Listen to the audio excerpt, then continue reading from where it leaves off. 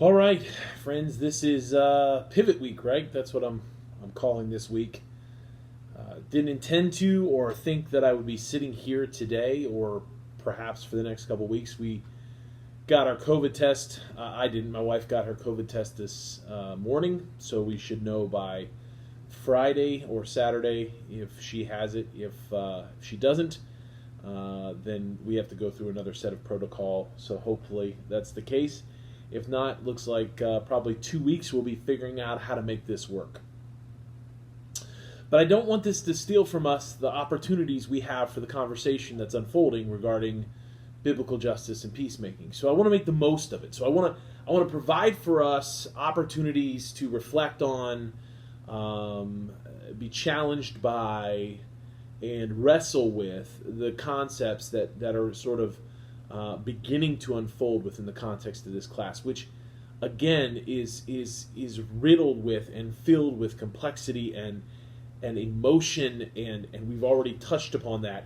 And even as we navigate the complexities of this class, we're again thrust into this moment where the killing of Jacob Blake in Kenosha, Wisconsin, and the eruption of protests that are the result of that, and the unanswered questions as to how and why this took place, and the seeming unending deaths that happen to those who are black and brown that are unarmed, and so there's this challenge. Even as we approach this subject, the world continues to supply the evidence of injustice. So we've got to wrestle with this together. I wanted to start this pivot week with a scriptural thought. And then I'm going to finish the lecture, the very first lecture. And then I'm going to provide for us some more scriptural thoughts. And then in the fourth lecture, what I want to do is I want to create a series of questions that we can then begin to wrestle with on Friday's lectures that I'll break down a little bit further later. The scripture that I want to wrestle with this today is this one. It's out of Proverbs chapter 6, and I want you to listen to this. Proverbs chapter 6, starting verse 16. There are 6 things the Lord hates, 7 that are detestable to him: haughty eyes, a lying tongue, hands that shed innocent blood, a heart that devises wicked schemes, feet that are quick to rush into evil, a false witness who pours out lies, and a person who stirs up conflict in a community. Listen to this again. There are 6 things the Lord hates, and 7 that are detestable to him: haughty eyes, a lying tongue, hands that shed innocent blood, a heart that devises wicked schemes, feet that are quick to rush into evil, a false witness who pours out lies, and a person who stirs up conflict in a community. Here at the beginning of the book of Proverbs, only 6 chapters in, we encounter this text that seems to point at the righteous indignation and anger that God has when humans act out of injustice. Now, I've long held the belief that there are 3 particular elements of humanity that seem to rile the anger of God and break God's heart. The first of which is idolatry, when we give to the creation what was intended for the Creator. The second is syncretism, when we attempt to blend our agendas with God's agenda, hence corrupting and perverting the vocation as the image bearers of God. And the third of which is injustice, which is the refusal to treat those who are bearers of that image of God with the dignity that should be afforded that image. It appears throughout scriptures that when God is angered, when God's heart is broken, it typically moves through one of those 3 categories. And here we are in Proverbs, and it talks about that God's anger, his wrath, is recognized, demonstrated when we do injustice, when we lie, when we bear false witness, when our feet rush quickly to evil out of some sort of reactionary scenario, or when our mouths are filled with impulsive reactionary rhetoric that is malicious and insightful and deceitful.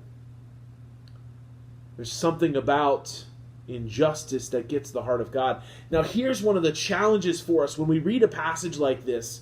And as someone who does biblical interpretation, I have to acknowledge that there is truth in this text, but that truth is often run through the filters that we often already apply. Who do we see as representative of that injustice? Who do we see that is guilty and accused of such actions? And here's where I want to suggest to us, maybe, perhaps, it's a beginning point, probably not the ending point, and I'm not sure that it even helps move the ball that far down the road, but maybe somehow we begin to see ourselves, all of us, in this passage. Recognizing that any one of us is capable of such actions when, and especially when, we feel justified about the outcomes. When we make up in our minds that the good that we are seeking and serving demands actions that are commensurate with the end, but inconsistent with the heart of God, we too can become guilty of such actions. So perhaps justice demands the capacity to own one's own proclivity towards such unjust behavior. And perhaps then it's a check on us all so that we don't become the very things that we loathe in others. Perhaps that's what we see in this passage. So I wanted to start us out with the suggestion that God's anger is demonstrated in our injustice. God's heartache and heartbreak. One of the things that stands out to me, even as I read this passage, is I'm left thinking about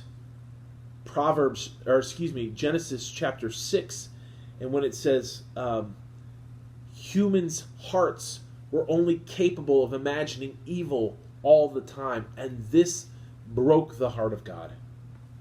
That when we set our sights, our creativity, our energy, and our ingenuity towards actions that diminish, demean, destroy the dignity of others, that God's anger is roused.